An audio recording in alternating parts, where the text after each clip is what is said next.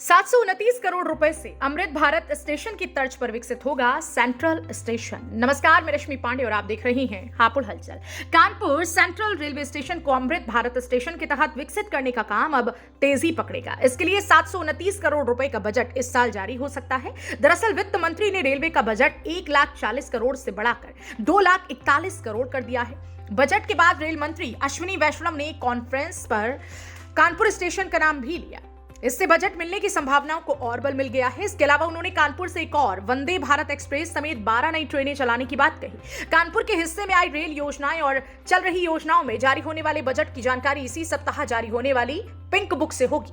Amrit Bharat station के लिए जारी बजट के तहत कानपुर सेंट्रल के अलावा गोविंदपुरी और पनकीधाम रेलवे स्टेशन को उपनगरीय स्टेशन की तर्ज पर विकसित करने की योजना है। कानपुर सेंट्रल स्टेशन का लोड कम करने के लिए गोविंदपुरी स्टेशन से होकर ट्रेनें चलेंगी। राजधानी एक्सप्रेस समेत लंबी दूरी की दूसरी ट्रेनों को गोविंदपुरी से जीएमसी होते हुए चंदारी रूट पर चलाया जाएगा। ये ट्रेनें कानपुर सेंट्रल से हटेंगी।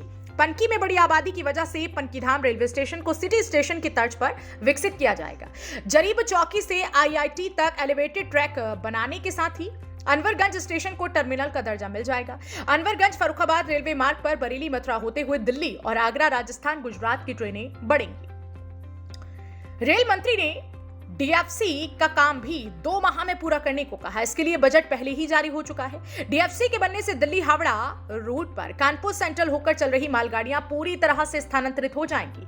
न्यू खुर्जा से दीनदयाल उपाध्याय जंक्शन तक 2024 तक सभी मालगाड़ियां डीएफसी पर होंगी। दिल्ली से प्रयागराज के प्रतापपुर तक 2 महीने में सभी मालगाड़ियां स्थानांतरित हो जाएंगी। मिशन रफ्तार प्रोजेक्ट के लिए बजट जारी किया गया है। इससे दिल्ली से हावड़ा रूट के अलावा कानपुर से लखनऊ के 80 किलोमीटर के सेक्शन पर काम तेज होगा। यहां ट्रेनें 160 किलोमीटर प्रति घंटे की रफ्तार से चलेंगी। इससे करीब 3.5 घंटे में कानपुर से दिल्ली और पौने घंटे में कानपुर से लखनऊ यात्री जा सकेंगे। सबसे पहले वंदे भारत एक्सप्रेस की स्पीड 130 से 160 किलोमीटर प्रति घंटा कर दी जाएगी। रेल मंत्री अश्विनी वैष्णव ने रायबरेली के लालगंज स्थित आधुनिक रेल डिब्बा कारखाना में वंदे भारत एक्सप्रेस के निर्माण का ऐलान किया है। कानपुर सेंट्रल से एमसीएफ की कनेक्टिविटी होगी। ट्रेन के रेक को सेंट्रल स्टेशन से ही देश के अलग अलग हिस्सों में भेजा जाएगा। दिल्ली के लिए कानपुर सेंट्रल से कोच फैक्ट्री के लिए सीधी रेल लाइन है। ये ट्रेनें कानपुर से उन्नाव होकर बीघापुर होते हुए रायबरेली के लालगंज तक कनेक्ट होंगी। इसी रास्ते दिल्ली से अलग अलग हिस्सों में भेजी जाएंगी। इन ट्रेनों की मरम्मत भी यही होगी।